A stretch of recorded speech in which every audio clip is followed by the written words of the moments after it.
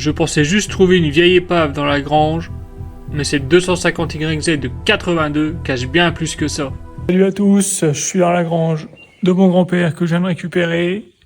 Je suis en train de fouiller, donc je vais faire un peu de tri. Et là, regardez-moi ce que j'ai trouvé là-dedans. Un bouquin de moto. Alors j'espère vraiment qu'elle sera dans cette grange. Ah, là, je sais pas, on n'a toujours pas trouvé la moto, mais là j'ai trouvé les bottes. Silly, disons, ça existait déjà à cette époque-là.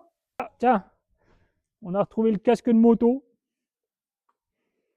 Ah, je le mets dessus là, je ne sais pas.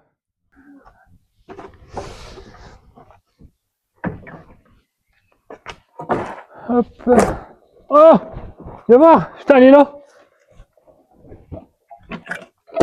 Oh, énorme. On va dégager tout ça.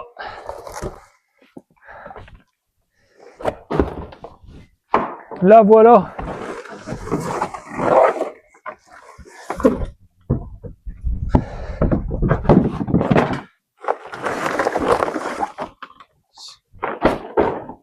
Regarde-moi ça.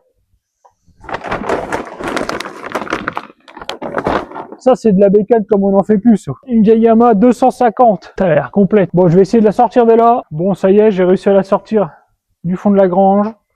Alors, bonne nouvelle, il y a de la compression. La mauvaise nouvelle, c'est qu'il manque le sélecteur et il y a une vitesse. Et même en appuyant sur l'embrayage, ça reste bloqué. Mais bon, c'est pas perdu. Là, je me trouve actuellement dans mon... Bah, alors, je peux pas dire ancien atelier parce que pour le moment, la grange n'est pas terminée. Donc, c'est mon atelier pour le moment. On va commencer à regarder cette fameuse moto. Vous êtes pas mal à avoir fait des commentaires sur Insta. Donc, c'est une 250 YZ de 1982. Alors, j'ai beaucoup de mal à trouver des photos avec les plaques vertes, mais apparemment, ce serait le modèle européen. Donc, si vous en savez un peu plus, dites-le moi en commentaire. Donc là, le but, on va déjà la nettoyer, puis on va essayer de la restaurer. Donc il manque j'ai déjà vu qu'il manquait le sélecteur de vitesse. Donc c'est pour ça que j'ai enlevé la chaîne, parce qu'il y avait forcément une vitesse de passer. Un bon coup de propre, et on regarde ça de plus près.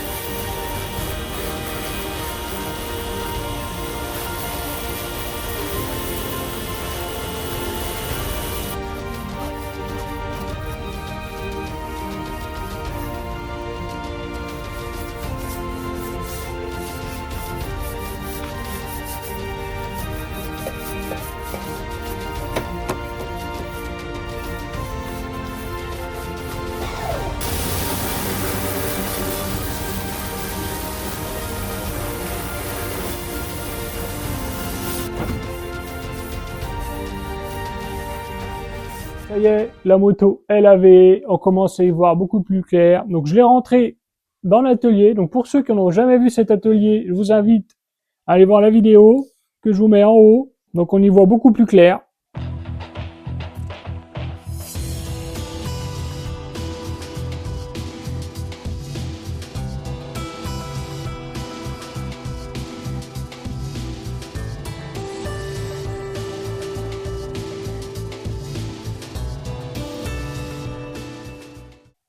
Alors, au début de la vidéo, je disais que c'était un modèle européen avec les plaques vertes. Une fois lavé, j'ai un gros doute. J'ai quand même l'impression que ça a été repeint en vert. Mais franchement, là, j'ai un gros doute. Alors, j'ai trouvé le numéro de série. Je sais pas si vous allez bien voir. C'est un 5X500 1548. Donc c'est la 1548 produite par Yamaha. On commence par quoi? La selle, à mon avis, elle est... Je sais pas si je rachète une housse ou je la laisse comme ça. Parce que pour retrouver une selle d'origine, c'est compliqué. Alors la plupart des autocollants, ils sont partis. Il restait déjà plus grand chose, mais le Karcher les a terminés. J'en ai déjà retrouvé sur internet, je vais les commander. Ça a de la gueule. Alors ça, pour faire partir le jaune, c'est compliqué. Mais j'ai déjà... Il faut que je retrouve des vidéos. J'ai déjà vu des vidéos que les mecs, ils arrivent un peu à les éclaircir. Parce que bon, là, c'est jaune pisse et là, c'est blanc. C'est dommage. Alors pourquoi ça fait ça, je ne sais pas. Donc, voilà. Ouais, la plaque avant, à mon avis, ils se sont pris les gamelles avec une paire de fois. Ou alors, c'est vraiment très fragile. Il y a la même chose de l'autre côté. Bon, c'est... Voilà. Sans commentaire. Il me manque un soufflet de suspension. Bon, au niveau moteur, il y a l'air d'avoir tous les composants. Bon, le frein ici, il a frotté quand même pas mal sur le carter. Bon, de toute façon, je vais devoir tout les monter pour vraiment tout nettoyer. Là, il y a de la crasse que j'arrive pas à voir. Là, c'est pareil, c'était un autocollant Motul, mais c'est pas l'autocollant d'origine. D'origine, il y a un 250. De toute façon, j'ai vu sur internet, là, il y a le, comment dire? Ah, voilà, il y a tout là. C'est le kit complet, il y a ça, il y a le 250. Ça, je sais pas ce que je ferai, si je les remets en noir ou en vert. Dites-moi dans les commentaires. Bon, niveau accélérateur, il a l'air de fonctionner. Il revient. Alors, ouais, il a un peu de mal, mais ça fait un moment quand même. Peut-être foutre un bon coup de dégrippole là-dedans. L'embrayage, je l'ai retendu. Bon, il est super dur. Mais au début, j'en avais pas parlé, mais la direction était super dure. Je pensais que c'était grippé et tout, mais là, rien qu'en retendant le câble, là, la direction, j'en fais ce que j'en veux, donc c'est plutôt pas mal. Alors par contre, la poignée, je sais pas ce qui s'est passé. Ça, c'est ce côté-là, il était contre le mur. Alors je sais pas si c'est l'humidité c'est dégueulasse. Regardez l'état de mes mains. C'est dégueulasse. Je pense que de toute façon, je vais la changer, hein, clairement. Sur ce modèle-là, le radiateur, il est au niveau de la plaque phare. Bon, c'est les vieux modèles, hein. Alors, je sais pas si on voit bien. Ah, il a l'air manger un peu là-bas. Mais je sais pas, on verra. Ça va être... Je pense que je l'écarterai un peu, mais... Alors, je le vidangerai, mais on va regarder ensemble, mais... Ah, c'est vide de chez vide. C'est pas job, mais c'est pas non plus catastrophique. Ah oui, ça, j'ai remarqué ça.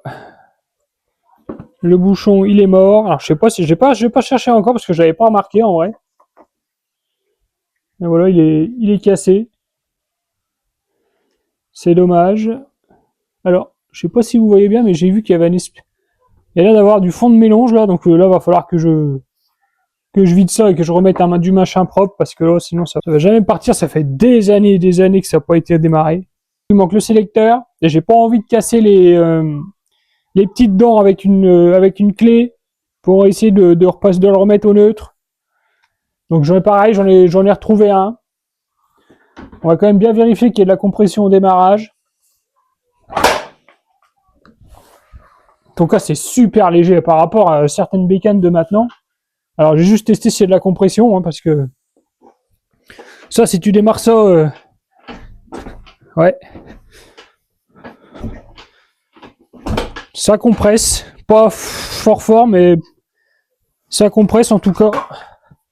Donc déjà, c'est bon signe. Pour ce qui est des freins, c'est les tambours. Donc à l'avant et à l'arrière. Hein, je crois que les disques, ils arrivent dans les quelques modèles suivants, ils commencent à apparaître avec des disques. 80, je dis pas de bêtises. 85 ou 88, c'est sûr. Je me suis aperçu que le frein était tordu. Je vais essayer de détordre ça.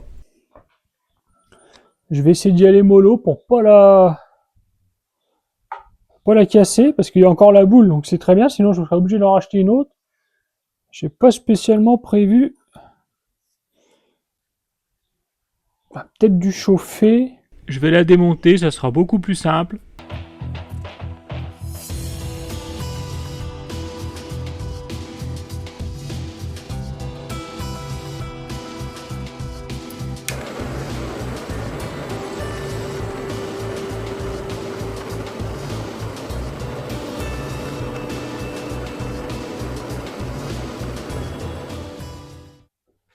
Bon, on va aller voir.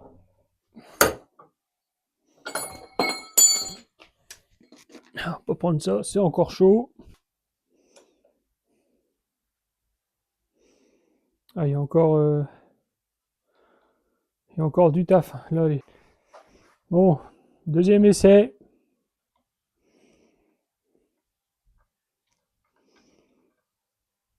On est pas mal. Pas mal du tout. Bon, on va en profiter pour nettoyer ça quand même. Tant qu'à faire.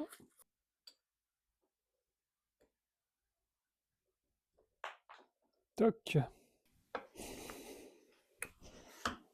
Ah, là, à mon avis, ça va freiner. Alors, pourquoi ça claque? Bon, c'est peut-être normal. Je me disais, j'avais plus trop de frein avant. La roue, elle freinait pas du tout, mais en fait, c'était pas les freins. Là, maintenant que la poignée, elle est détordue, ça bouge plus d'un mille. Impeccable. Donc, la prochaine étape, ça va être d'essayer de la redémarrer. Alors, je sais pas encore si je la démarre en mode bourrin, je vidange le réservoir, je remets du mélange et j'essaye de claquer un démarrage tout de suite. Ou alors je fais les choses bien, je démonte le carbu, je le nettoie, de toute façon quoi qu'il arrive.